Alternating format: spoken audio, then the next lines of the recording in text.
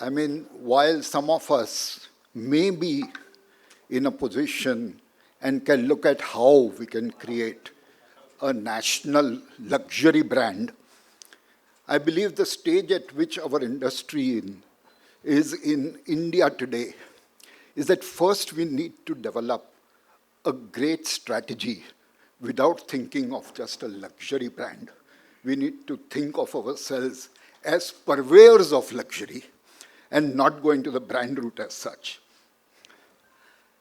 And therefore, I am going to talk of something called retail strategy.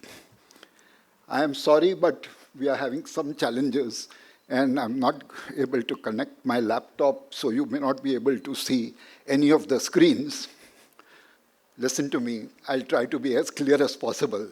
And if after that any of you all want to see this thing, please message me, and I will send you a PDF of the presentation. Strategy is a word that has been very, very loosely used by most people. Most of us think that when we make a plan, that's our strategy. But that's far from the truth. Strategy is not about a plan in any way whatsoever. And if you don't have a good strategy, it can lead to colossal challenges, including the failure of your enterprise on the whole. Now, by and large, when one talks of strategy, we talk of a company strategy, a business strategy. While this is very important, and that is what is going to drive the entire organization, actually there are many sub-strategies that one needs to develop. There is going to be a product strategy. There is going to be a marketing strategy. There is going to be a commercial strategy. And for most of us sitting here who are in the retail jewelry business, there needs to be what we call a retail strategy. Okay, so when we know that we need a strategy, I am not sure how many of us have even thought about what a retail strategy should be all about. And that, trust me, is a major challenge. Okay, so how are we going to address that? And that is what we are going to talk about today. Okay, so the company strategy is a must. You may be a part of a bigger organization, or you may be a standalone store, but there has to be a company strategy. And supporting the company strategy based on the goals, based on the targets that you sell for your company, there need to be different strategies. A product strategy, a marketing strategy, as I just said, manufacturing strategy if you're a manufacturer. Now, strategy is all about doing what no one has done before. If you copy the store next door and say that this is going to be my strategy, you are going to be the second runner in the thing. You are not going to be the first. To become the first runner, you will need to do something that that person has not done. And that is the only way you can truly become a leader. And the worst thing about all this is that you're looking into the future. And unfortunately, none of us here on this whole world has any facts about the future. So it's going to be a conjecture. It's going to be something that you hope will happen, or you hope you can make happen. And that is the best part. You can make things happen. So we're going to look at what retail strategy can be. So one thing you need to remember is that no retail strategy can be a standalone strategy. Okay? It has to sync with a manufacturing strategy. If you are not a manufacturer, it has to sync with the strategy that your vendor will adapt for you. There has to be a sync with the overall company strategy. Because you cannot make a product which you say that this is going to be my strategy, and the company is not prepared to sell it, or does not have the resources or the distribution channel to sell it. So a retail strategy is a sub-strategy, and that needs to be totally in sync with the larger company goals. At the end of the day, it is the company goals that are important.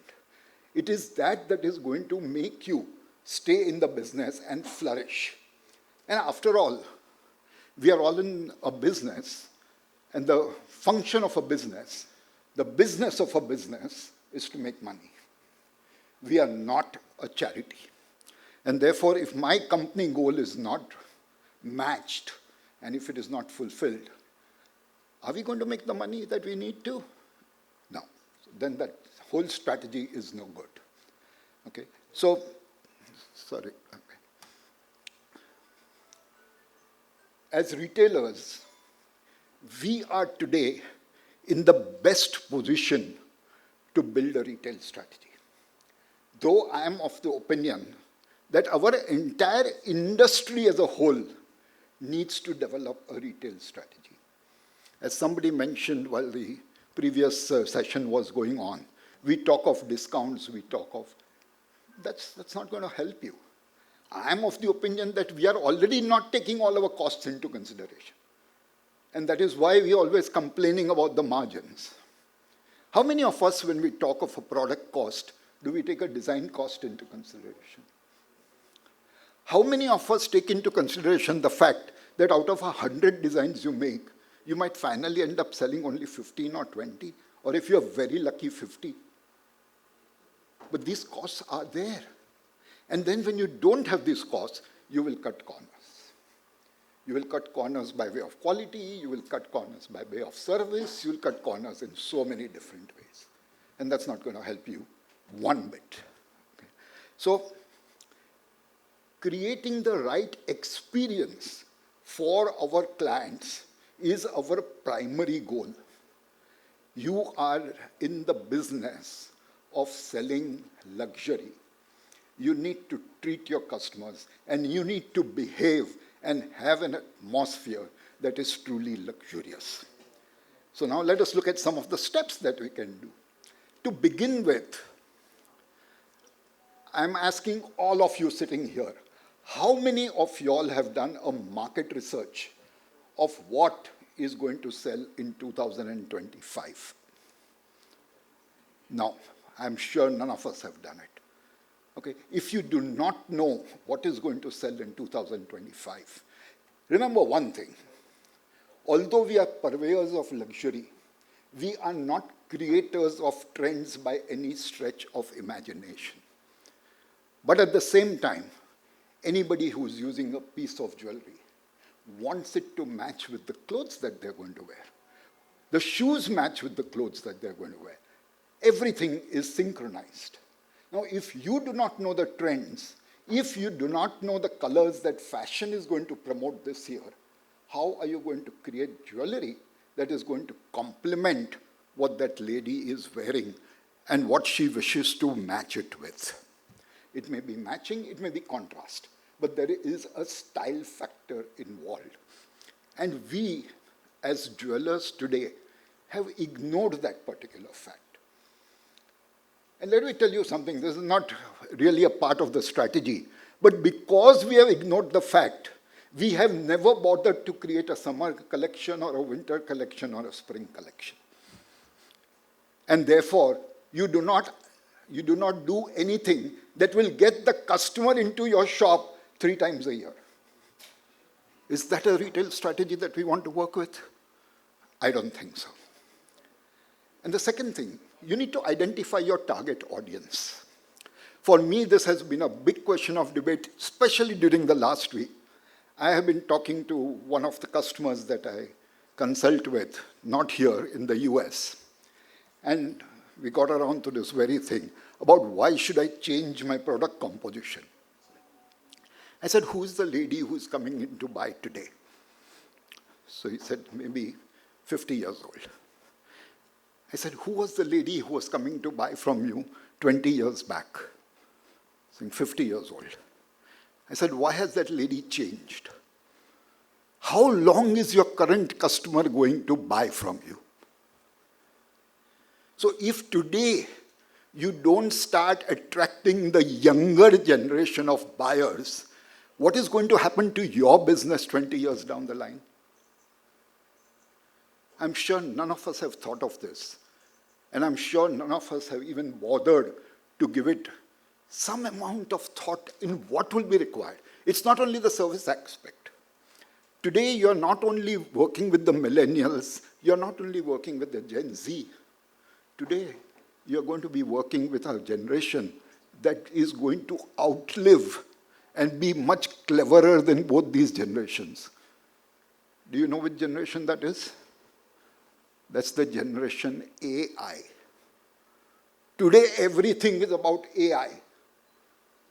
I want to question something, AI. I want to write a poem on my friend Ashok Minawala. I put in 5 things about that I know, I'll get 3 stanzas of a nice poem written. You have to be able to service the Gen AI. And if you don't do that, you're lost. Okay? You need to define your value proposition. A lot of us have done this. Okay, we have defined a value proposition to some extent for our businesses. But tell me, do we live up to the value proposition outside our premises? Are you the same person who believes in the same thoughts and the same values when you're not sitting in your shop? I think a lot of us don't. I know I don't at times. Okay, because I set very lofty targets when it comes to my professional ethics. Not very happy, not very proud to say it, but when it comes to that same things being applied to my personal life, there are times when I deviate. I'm sure all of us do that. It's not something new. Use data. Today, the world is driven by data. And all the data you get from your market research, from your all the talks that you have with people, talks that you listen from different people, pick up those things and then determine what your focus area will be. What is going to be the product mix? You have a target audience.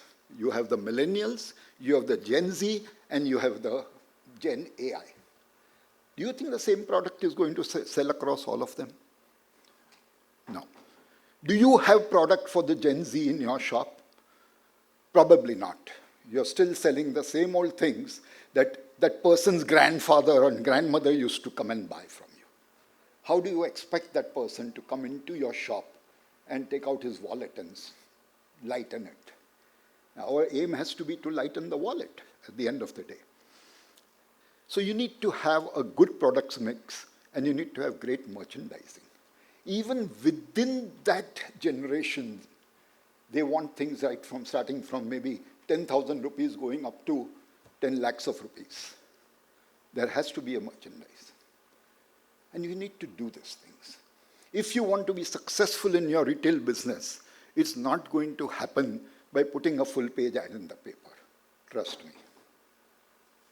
Instead, social media will deliver much more results to you and will be giving you far better ROI. Okay? You need to have a pricing strategy. Some of the things I heard, I completely disagree with it, and that's where I agree 100% with Ashok Bhai, is that it's not the price that is going to determine whether you are a luxury item or not. It's the design. It's the quality of the product. It's the way you present the product. It's the way you're going to talk to the client when he's in your shop. It's the way that you're going to help him to check out. How easy is it? It's the way how you're going to pack it and give it to him in a bag. That is what is going to define luxury. As Richa said a little earlier, for her luxury is having her mother's hand-cooked aloo parathas. For that man sitting on the footpath, a laborer, for him a luxury is a bicycle, which helps him to travel from his home to, say, Bombay Central Railway Station. It's a luxury. That same guy, when he makes a little money, getting a two-wheeler is a luxury. For me, luxury is maybe sitting and crying in a Mercedes rather than in a Fiat. Everybody's luxury standards are different. For my son, luxury was retiring at the age of 34. That was luxury. Why? I want to spend time with the family. So luxury is different for different people. And therefore, you cannot have your salespeople trained only to cater to either the millennials or the Gen Z. You need to teach them to be adaptable.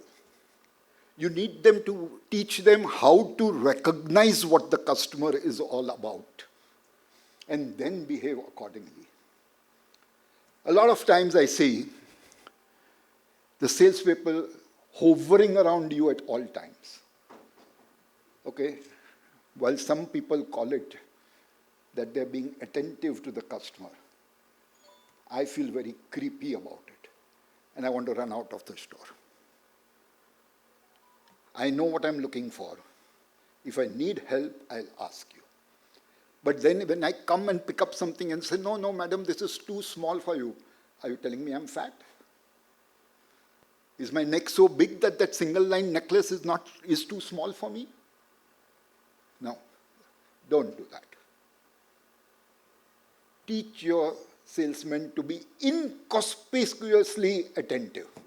They cannot be hovering around, but they should be noticing from far away what are the things that customer is looking at.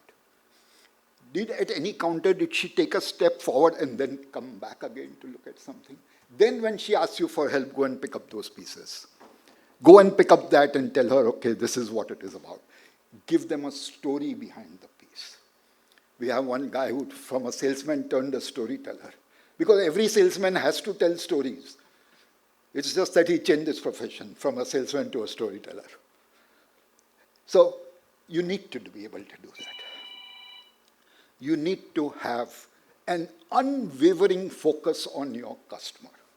And you need to understand and study them at all times without any apprehensions whatsoever. You need to consistently deliver the product and the promise that you have made. There is no compromise on that. If you lose some money because of that promise you made, you can recover the money. But if you lose your reputation because you didn't live up to the promise you made, very, very difficult to recover from that. And trust me, that is something you should never, ever do. And at the end of the day, delight your customers. Delight them to such an extent that they will just want to come back to be treated that way, even if they don't buy anything. And welcome them with open arms, even if they don't buy anything. You need to be able to do that. So, as I said, you need, sure. No? How to?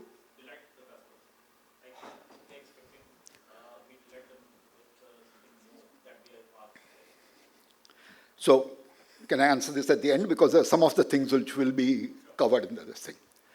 So, when we talk of market research, what are the things that we need to look into?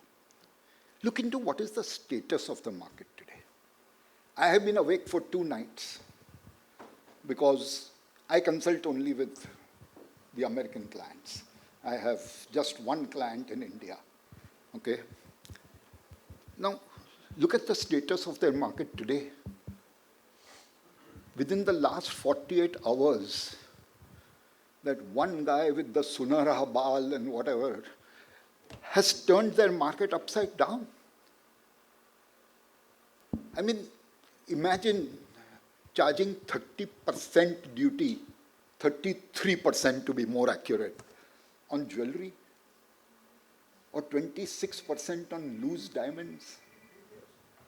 I have not been able to sleep, because in the afternoon I am working, they get up when I'm supposed to sleep, and then they want me to work at that time. But for the last 48 hours, there is turmoil in all of my clients. They don't know what to do. They ask people to ship yesterday. If it is not shipped yesterday and it does not reach the US Customs Office notification by Friday, end of day, Friday 12 o'clock in the night, it will go into Monday. So the duty already from 6.5% has become 10%, which is the base duty they start from Monday. And if it goes after the 8th, if it lands on the 9th, their duty is a whopping 33%. People are worried. And with the way the gold prices are, with the way everything is. So I have clients who called me up yesterday and told me, Hemant, do you think we can make all this in lab-grown diamonds? There's going to be a big business shift. And trust me, while doing all this thinking over the last 48 hours, one thought that has come to my mind is that you guys are all lucky. With so many exporters not being able to do business, you will have far more suppliers available to you who are going to go bend backwards to cater to your requirements. Because their export business is going to go down the dumps if this continues. I mean, I'm only hoping that the party gets enough sense and impeaches Trump the way it did with Nixon, but that's a long shot. Okay, so market research is necessary. You need to find out what are the gaps in the market. When I sell jewelry, I have a very simple rule, and I tell all my customers that. I say, if you find my design in the store next door, don't buy from me. Very simple, don't buy from me. And I do not use certification of any kind. It is all certified by me and my company. And if there is one diamond that does not come out the way I have said it is, I will take the piece back and pay you double the amount in return. I am so confident of what I am doing. This is what builds a reputation. And this is what is going to help you build a brand, and this is what is going to help you to become an international brand at the end of the day. That is what you need to do. Another very important fact. We keep looking at competitors.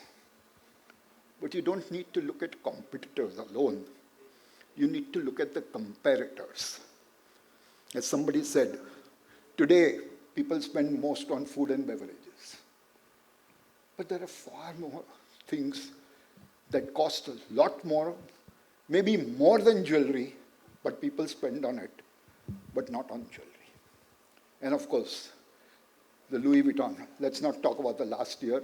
Apparently, branded products are taking a hit also. But take a Louis Vuitton bag.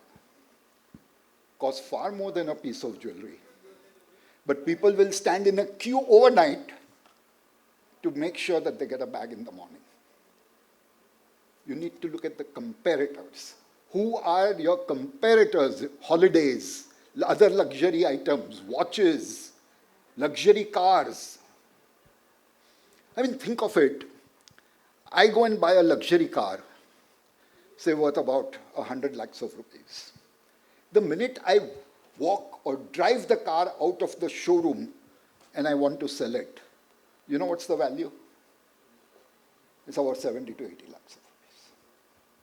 Within those 5 or 7 or 10 minutes, please correct me if I'm wrong. And yet, when I sell jewelry, I am telling him that I will buy it back from you even after 10 years. Why do we have to do that? Because as I said in one of my comments right now, we are selling an investment, we are not selling a product. And today there are far better options to invest in jewelry. For all, I don't have the statistics, but there are people here, even Shirin may be able to tell me, I would believe that diamonds have lost their value over the last 10 years. Okay, so where is my investment factor coming in? Yes, gold is thankfully doing well, so it offsets all other things. So we need to sell a product and not just an investment. Okay, you need to identify your target audience. You cannot cater to everybody and anybody. Define your audience. Don't expect the whole world to come and shop from you.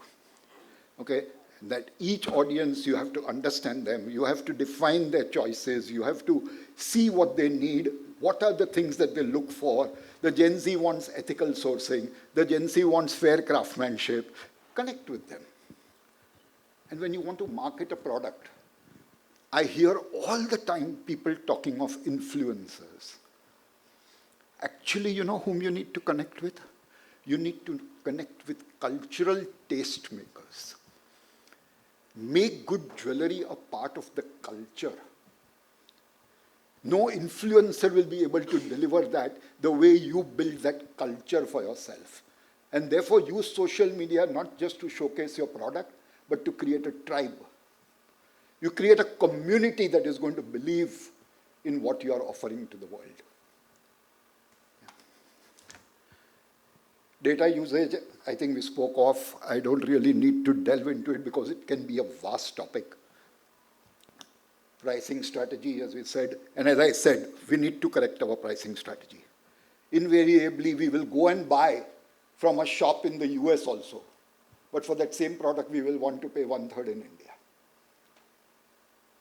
You're not getting the service that you want. You're not getting a lot of things, but even then, because we don't price it properly, we are cutting corners. And therefore, we are not giving them what they need.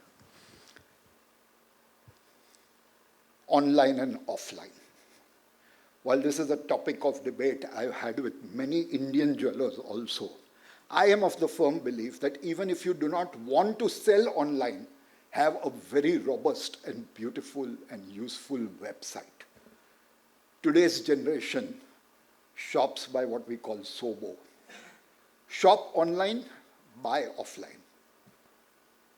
You need to have a robust website. You need to have a web presence. People are not going to discover you today till you have that. And trust me, everybody today, even I, when I go shopping, and I'm not a Gen Z, okay, I'm 70 years old. I will first research on sitting at home and say, okay, these are the 3 places where I can find what I want.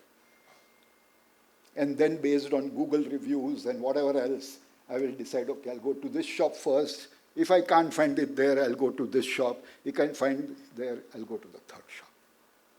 Everything is about shopping online, buying offline. Especially certain categories. I will buy all my clothes online without thinking twice. My shoes I will never buy online because they have to fit comfortably. My clothes, if they're out of shape, it's okay. I am also out of shape with all the gadgets I'm carrying. Doesn't matter. But my shoes, no. If they're not, so I will buy them offline. I will shop online. I will see what is available, where, everything, blah, blah, blah, but then wait and go to the shop and buy it. So that SOBO mode is what we are, an after-sales service. And we don't use that time properly. When that person comes in to solder a broken post, something as simple as that, which is a 5-minute job, take it in, attend to it immediately, but within those 5 minutes, start attending to the customer, show them your new collection, that she is not worried about when the piece is coming back. She is going to spend the next 15 minutes in your shop to look around. That is what is necessary. Okay. Customer experience. Somebody just asked me, how can we delight the customer? It starts with, I think Ashok Bhai said that, it starts with the store layout. If you have been to an Apple store, it is unlike any other electronic store. Yes, now Samsung and Sony have started copying that kind of a layout to a large extent. But it was Apple who was the brain behind it. It delights the customer. It makes him so easy for that customer to browse and see all the different products that are available, even use them if necessary. While that may not be possible for jewelry, I'm sure we can sit and think of creative ideas by which you can do a store layout. Right now, most of the stores I go to, this is this price point, or these are all chains. These are all necklaces. These are all rings. Come on, guys. I come with a budget of 20,000 rupees. I'm not coming just to buy a ring. Yes, if I'm coming to buy a ring, that's fine. But I'm coming with a budget of 20,000 rupees. What are the things I can get? Let me browse around. My 20 is in my mind. I might not mind spending 50. But if I get to see it well, then I'm going to think about it. Na? If you're just going to show me, if I come in and say 20,000 ka budget and you show me only things that cost between 18 and 22, come on. You're not enticing me. You're not tempting me. And every human being is a sucker for temptation. Tempt him and he'll buy. Tempt the lady and she will buy. Tempt the child and he will buy. I remember many years back when I was young, the Rasna campaign was targeted solely at children. And I know my children used to come and actually tell me, Rasna chahiye. Because they didn't want a soft drink. Of course, they were never allowed the soda, so the thumbs up and all was out. That was taboo for the kids. But when you asked them what do they want to drink, it was a Rasna. They targeted their audience properly. Or even today, 90% of the time when we say we want a photocopy, we are going to say, Jara Xerox nikal ke leke aa. Xerox is a company's name. That process is not Xeroxing, it's called photocopying. This is, and when we talk of Tiffany's, do you know what is the first thing that comes to my mind when I talk of Tiffany's? The blue box. That packaging has become a brand identity. I don't need to read the words Tiffany. The minute I see the blue box or the blue bag in somebody's hand, मुझे उसकी औकात पता चल जाती है. भले वो silver का पीस लेके आया हो. But that is the difference. Okay, so you need to be well aware and to understand all these things. As I said, do not make your customer feel uncomfortable. And this, what the example I gave makes one feel, as I told you, I find it creepy. I'm sure most others would. If you go into a shop and you're looking at some clothes and you pick up something and then somebody from behind, you're still looking at the design and the pattern, okay? There's nothing more going on in your mind at that stage. And that lady will come and say, sir, ma'am, this is too small for you, need a double XL. How are you going to feel about it? Boss, I know my size. And I can see that this is small. But I'm looking at whether that pattern is going to suit me or not, whether that material is going to work for me. And if I am really a double XL and that piece that I am seeing is hard linen, you think I can ever take it away? Is it going to do any good for me to look in? So let your salesmen be helpful, but don't let them be aggressive. Okay? In your shop, have proper, well-displayed signage for what information you want to convey to your customer. Your salesman doesn't have to go and repeat all of that. Whenever I get onto a service call, whether it's an airline, whether it's a lab that comes home and takes your blood for testing, sorry sir, I understand your problem. You don't understand my problem. That is not called great customer service. The person who trained them has told them to speak that because that person thinks it's great customer service. But is it? When you're having a problem, that is why you call up the helpline. You're not calling up them to have a fun chat. And then that person keeps saying that I understand your problem, I understand your problem, I understand your problem. How good is it? Are you capable of giving me a solution? No. Make your salesman capable of giving a solution. Give them certain authority. Okay, discount up to 2%, 5%, 10%, 50%, you decide. But let them not say I have to go back to my boss. The salesman will feel better, the customer will feel better. Home delivery. I don't think that salesman needs to come and ask you, can I deliver this at home? You should have a system and you should have some norms set so that home delivery is possible. Give them payment options. There are so many ways that you can make sure that your customer gets delighted. And it's not about serving a thumbs up or an ice cream when he comes into your house. That helps, but that's not the way to delight them. Delight them by your actions, delight them by your product, delight them by your presentation. This is what is going to count. Does that answer your question to a certain extent? Yeah. Okay. So basically, You need to organize your store and product display in such a way that it gives the customer an emotional experience. We are here to sell emotions, not just product. When we say Hira hai sada ke liye, or jewelry is making me feel great when I wear it, you're selling an emotion. How many of us talk about an emotion? Or how many of us salespeople talk of an emotion when they're displaying a collection to some customer who has walked in? I doubt if any of us do. And what I'm talking about today, exactly 5 years, 6 years back, just before COVID, I have done a similar presentation to the fashion industry. Okay? And trust me, the results have been amazing. They've been very proactive.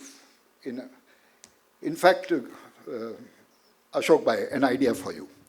When I started working with the fashion industry, the committee made a rule saying that if you do not do certain things as a minimum standard, you cannot put the federation logo on your shop. You have to. Because, see, like all other people, we are also resistant to change. That's a human tendency. And the only way to get them to change at times is through penalties of some kind or the other. Okay? I remember the seat belt case in Bombay. I myself never used to wear a seat belt till I got fined 3 times in 3 days. Started wearing it. And today I think everybody wears it. Okay, so there are different ways you penalize people. I know in my office, in my factory, when I was running a factory a few years back, if somebody is slow in his work, if he is delivering productivity that is below average, you know what was his punishment? He would have to stay for 2 hours after work every day and get trained. He would not get overtime for those 2 hours. But he would not bear the cost of training. That was my cost. There are different penalties. Penalties that need toxic attention, penalties that need an empathetic attention. And they are both distinctly different. And both work differently. And you need to use both depending on if that same guy who has sat for 20 days, 2 hours each and is still not improving, then it's the question of shape up or ship out. But first give him the chance. Okay? Build a brand or build a private label. You may be one shop. In a tier 4 city, you are catering to a geographic area of maybe 100-kilometer diameter or 50-kilometer radius. Be a brand within your geographical area. Create a private label of your own. It doesn't have to be national. No way. It doesn't have to be anything beyond your sphere of influence. But for that, give them everything, all the trappings that they would expect from a national brand. Give them everything that you promise them, and more. Under-promise, over-deliver, always a recipe for success. Stand out. Don't be the guy next door. Okay, if you stand out, somebody is going to look and say, थोड़ा अलग है, चल अंदर जाके तो देखते हैं क्या है. और अंदर आने के बाद भी अलग होना चाहिए. I remember I started with a jeweler in Ahmedabad. We made a small counter of just about 3 feet at the far end of the store. And we kept advertising on social media. Now, all the product in that store was actually, I'm talking of about 10 years back, was made of silver and CZ. But it was an experimentation of new designs. And we would promote it on social media, saying that, okay, this is the new collection. We introduced 6 collections over 6 months. At the end of 6 months, when we sat down to review, 20% of the store sales in gold and diamond That means people pre-ordered had come from those 6 collections. 20%. You need to take the risk. And what is the risk in our industry? Except the labor cost. Your gold is recyclable. Your diamonds are recyclable. That the two of them account for more than 75% of your investment. You lose the labor. Yeah, the little interest that you spend on investing. But imagine the returns that it's going to give you. Okay, so stand out. Somebody talked of AR and VR. Today, I think it's more about AI. Today, AR and VR are there. They are helpful 100%. There's no doubt on it, whether it's online or offline. At both the places, AR and VR are helpful, but today you have to think of AI. Think of how you can use AI. Think of how you will do 360-degree marketing. That's what is going to be the need today.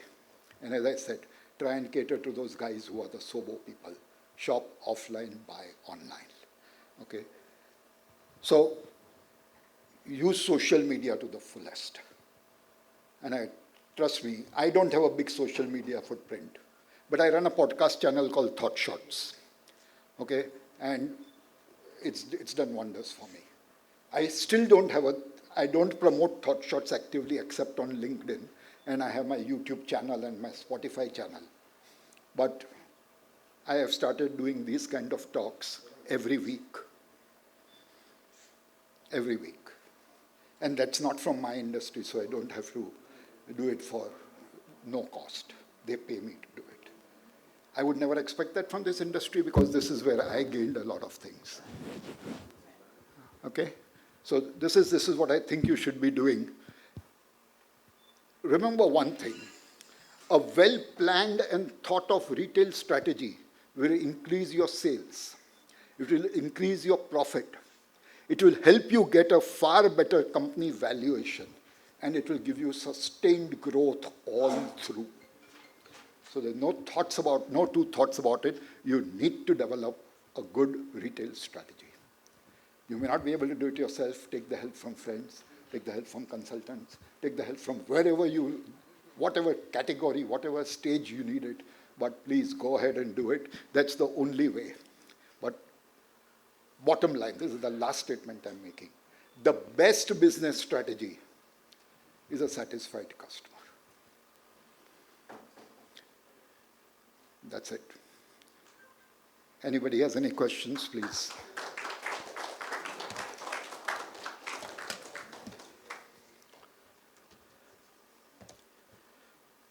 Right? Okay, thank you, everybody.